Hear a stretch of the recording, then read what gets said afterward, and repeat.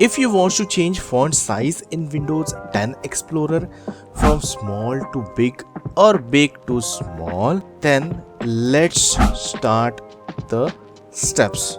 You can see the font size is very small in the File Explorer, and if I want to increase it, I will go to Start and then click on the settings. In the settings, I will find font and then click on make text bigger. Now this is the slide bar and we can just slide this to the right and then increase the text size. Here you can see the preview as well, and if this works for you, you can click on apply. The text size is increased, and check the File Explorer. The File Explorer text size is also increased. So this way you can change the font size of the File Explorer in Windows 10 computer.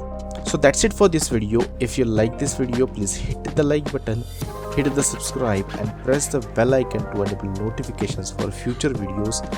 Thanks and bye bye.